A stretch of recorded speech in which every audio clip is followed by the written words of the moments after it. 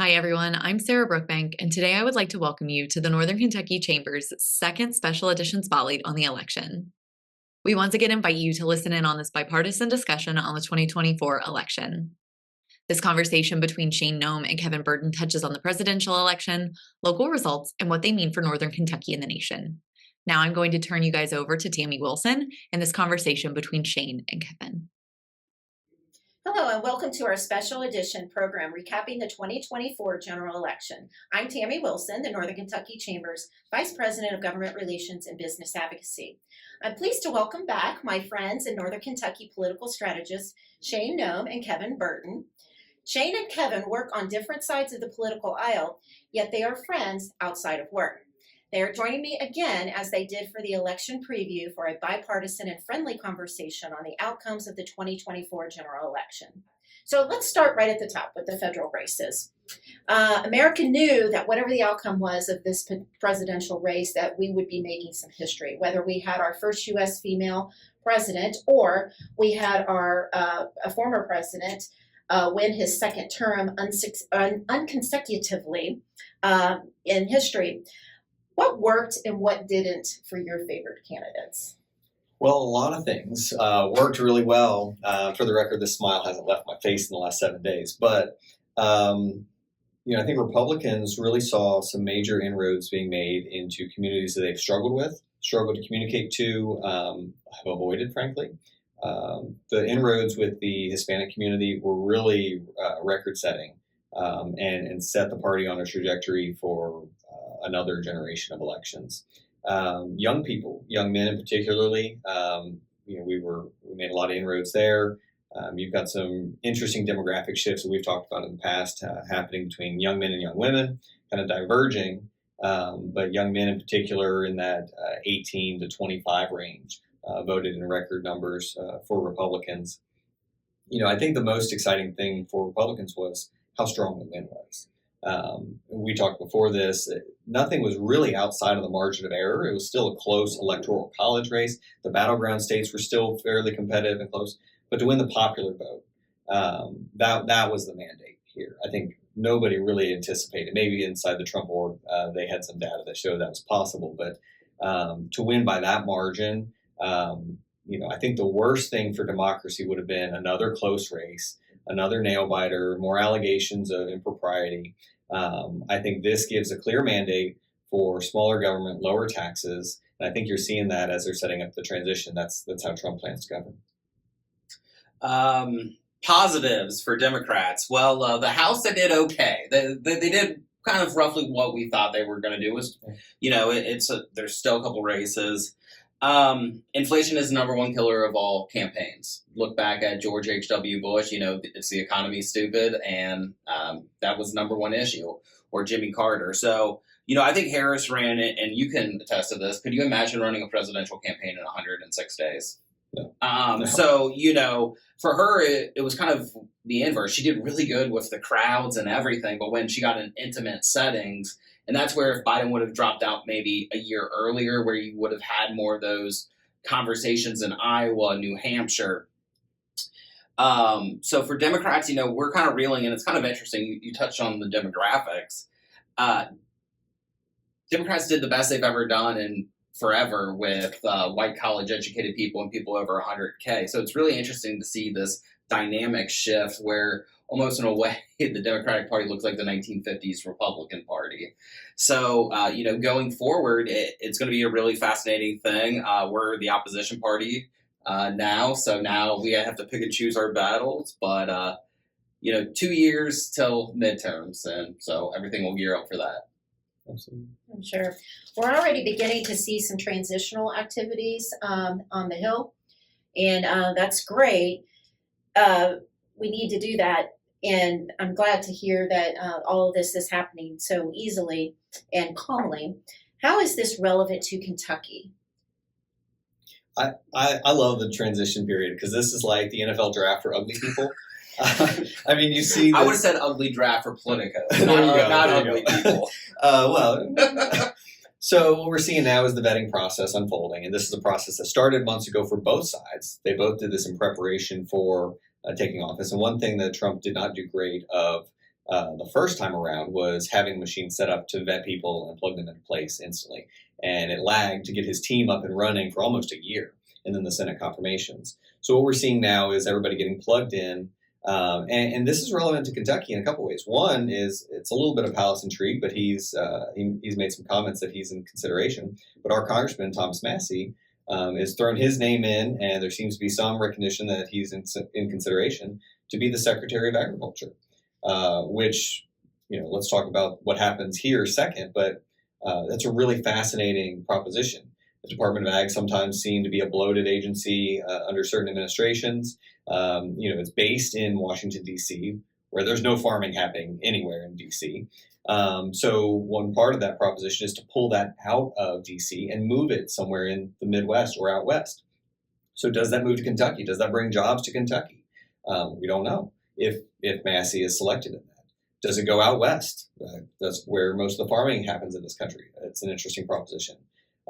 Secondly, is if he is selected, this starts a special election. The governor would select a date for it. The two parties select nominees, and you have a 30-day sprint to figure out who's going to win that race. One calculation that the president's going to be taking into consideration is, do I take another House member out and risk losing a seat with a nail-biter majority in the House? It's extremely close. And so that's a calculation they've got to consider, but Massey's been very out front on conservative policies in agriculture, the raw milk legislation, a lot of things kind of cross-party aisle. And so we'll see if that's an RFK Jr. favor that's called in, or if Massey's made good inroads after endorsing DeSantis in the primary. He did endorse Trump in the last couple of weeks of the campaign, but I think that's the interesting part of the transition that I'm watching. I'm happy that the transition is going smoothly. Today both presidents met together and they had a good moment. And to your point, Trump's team, while I'm not loving the picks, they are substantially better than they were in 2016. They're much more organized. They're running it professionally, and it actually accounts to their campaign. Susan Wiles, is that Wiles. her? Wiles. She has the bull by the horn, and she's doing a great job. She's managing expectations. She's managing the White House, just like she did her client for the presidency. So it's really impressive what she's doing. And that she's the first woman chief of staff. So, do have to give the Trump campaign some kudos there. So Yeah, that's true. That's another historical aspect of this whole race. I'm sure Kentucky Republicans are very pleased with the outcome of this election. And Kevin, I know the Democrats must be pleased about the win in House 67. Yes. So talk about the dynamic with our General Assembly in this election. Well, House 67, Matt Lehman, it speaks to someone who I think has a lot of potential going forward. He's a business leader. He actually got roughly about 500 more votes, Trump voters to vote for him. So there's cross appeal. And I think it's really good to have a Democratic leader in Northern Kentucky, because we're not quite purple, but it's a light red. So it's really good to be heard and, to keep that seat for the Democrats. And I'm just going to be interested to see what Matt does going forward. Yeah. And I'm interested to see as well, Lehman's pretty well known after his run and loss against Congressman Massey a couple years ago. But he's got a great resume. He's got the right cred to be down there. I want every seat to be red, even though that comes with its own challenges. But it is nice to have a legislator from your region that has the ear of the governor when the governor is of a different party. What I would say is, Hatton ran. He got out there and worked. He didn't do nothing. But I think if he had a local party that was a little more organized, they've been in the news the last couple of years for not being the most organized. I think that race would have gone another direction if they had a little bit more of a grassroots organization that could rally behind their candidate the way that other counties do. But, And I have lost an election by 29 votes as a campaign manager across the river. So I know how he must be feeling right now, because with 30 votes, you question everything. You're like, if I would have done X, Y, or Z. So yeah, no, absolutely. Voice of the voters. Was there any kind of interesting dynamic you saw between statewide races or state representative or state Senate races here in Kentucky versus the presidential? yeah, so one of the first indicators, and it was the same thing back in 2016, we are the first state, along with Indiana, to get half of the returns. And from, my side, it was almost doom right away because we saw Kenton County, it didn't keep moving slow, closer and closer to Biden's numbers. And she actually did worse than Hillary's numbers. And then that we started seeing that all throughout Kentucky. We saw it in state house races that we thought were going to be pretty competitive. And I don't think necessarily wins. And it just foreshadowed everything that was going to happen that night. Yeah, I'd say we saw similar stuff in the precincts that we were targeting and looking at. A lot of heartburn was put into Park Hills and wondering, are we going to keep losing ground there? But you saw Trump, make up some margins that he had lost in 20. Still don't think he won Park Hills, but did better. And then McDaniel and Dietz, they outperformed Trump in a very big way in Park Hills, and those were really must-win precincts for Democrats in those. Same thing goes with Representative Mosier down in Latonia. Latonia and South Covington, she had to really get to a draw or a loss in those to lose, but she ran away with those. And I think Republicans, again, it speaks nationally, did really well with blue-collar voters, really well with Hispanic blue-collar voters as well. And that population is not insignificant in Covington. And they showed up in multiple ways. Well, and that was the interesting thing. Early in the day, we saw that there was a lot of record numbers, and generally speaking, high turnout favors Dem. But this time, all the polls beforehand were like, we need a low turnout for Dems, and it's true. Congrats to Trump and the Republicans. They expanded their base. They hadn't done it in 2020, and he had a message that resonated this time. Well, and I'll still criticize everybody across the board. We're still celebrating 55%, 60% turnout. I mean, in presidential race of these magnitudes, we're still having an abysmal turnout. And some of that in Kentucky is, bloated rolls of people that need to be purged, that are no longer living, that are on the books. But the reality is there's a not insignificant amount of people that have the right to vote, are eligible to vote, and choose not to. And I think that's the most frustrating part, seeing these returns, is there should have been more people making their voices heard. 1,000%. If you don't vote, I don't think you can criticize. I know I was impressed with early voting. There were some long lines in various counties, and I think that may have proven to be helpful for one party or the other. Well, no, props to Michael Adams. He's done one heck of a job. And I actually think Kentucky has the gold standard for how early voting is. There's plenty of ways to do it. The counts were quick and fast and accurate. So good job on his staff and his whole team. Yeah, absolutely. I think early voting is the future. I'm glad to see Republicans embrace it across the country, but here in Kentucky in particular, I think there's going to be, there has to be conversations moving forward about how do we expand more locations in early voting. It's 3 days. I don't think we need to expand more time voting early. I think we just need to expand more locations. And then it's going to be heartburn, but we got to talk about having less locations on election day. There were locations that they were staffed up, but did not see the traffic to merit having that location. And so we're going to see this right sizing of adding and expanding locations to early, decreasing election day, and it's just going to be a natural massage that's going to have to happen in Boone, Kenton, and Campbell counties. Yeah, that's very important. And then just kind of turning to the local ballot initiatives, guys. What are your thoughts and insights on those, including the City of Covington's mayoral change, the governmental structure change, and medicinal marijuana? Weed wins. Weed wins everywhere, every time. It's undefeated. It's amazing because I really got my first start doing a wet-dry campaign in Grant County, my first individual race in 2015. It's amazing how that was controversial in 2015 in Grant County, and now weed wins everywhere for medical. So it is quite amazing what a decade will do. For the strong mayor, I think it makes a lot of sense. I think it gives accountability. And then constitutional amendments, one, I think that made a lot of sense. We talked about it. There wasn't a lot of opposition. And for Democrats, I would say the one solace that they had was issue 2. So I'll turn it over to my friend now. Yeah. Well, going to the strong mayor side, I agree. I think this is another example. That was a pretty resounding win. So both sides had their voices heard on that. But at the end of the day, I think voters want their mayor to have a little bit more teeth to that office.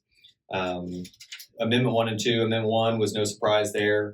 I'm still shocked that an amendment that basically people are reading it for the first time, walking into the polling location, that they support it is always fascinating to me. Amendment 2, it was an uphill battle from the get-go for school choice advocates. It's always a hard message to get across when you have an organic network of educators and administrators across the state that don't want any changes structurally to the system. They just want more money.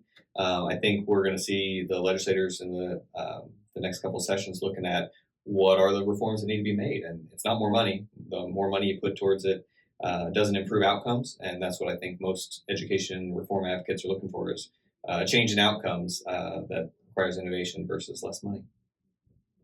So looking forward, what do you see for your respective parties moving into the midterms? I think a reckoning. I mean, this was a reckoning for Democrats. I think it's time to get back to kitchen table issues. What I'm going to say is there's two similarities, I think, with the Trump phenomenon that we've seen in the last 50 years. With Nixon, and Democrats turned to a Southern Democratic governor, and then Ronald Reagan / George H.W. Bush, and they turned to a Southern governor. And our governor, Andy Beshear, wrote a great op-ed in the New York Times yesterday. Everyone should go check it. And I'm excited for what 2028 will bring. Yeah, it's going to be interesting. So first thing is campaigning starts today for 2026, and then for 2028 as well. And so a lot of posturing, but the best way to win is to govern well. And so I think we're going to see Republicans really focusing on implementing good policies. We've got a short window, a short mandate for the legislature. So I will, not that they're listening to me or should listen to me, but I encourage them to move as fast as they can on the high priority issues. If we're going to tackle immigration reform, let's get it done. If we're going to tackle tax reform again, let's get it done. We've got a short window with a short mandate, and then we're going to be judged on that in 2 years. So it could be divided government again, which we seem to like.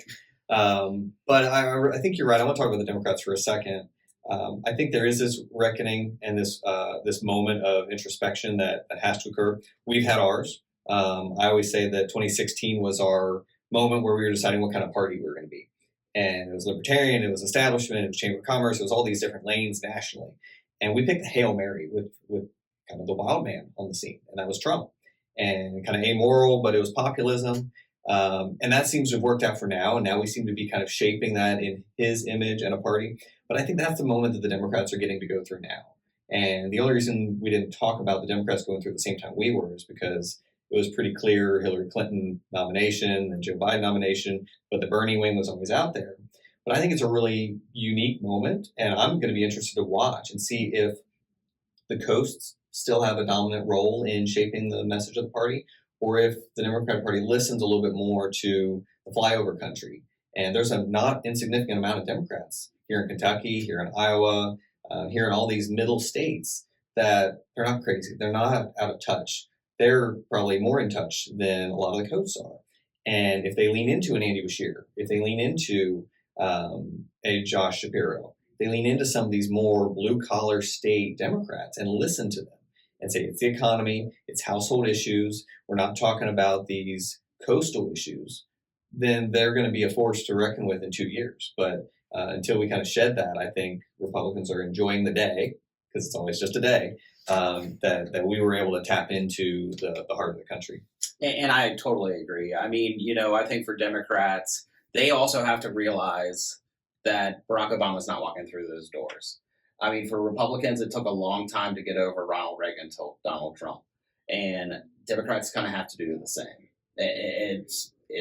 And that's why I think a Southern Democratic governor would make a lot of sense in 2028. But the midterms will be exciting, and it's a sprint. It starts now. It starts today. Has already started. So guys, as we conclude, I want to sincerely thank you for being here and having this really thoughtful and bipartisan conversation. Thank you again so much for sharing your time and your insights. Thank you for listening to today's special 2024 General Election podcast. I hope you enjoyed it. Please stay tuned for future business advocacy episodes.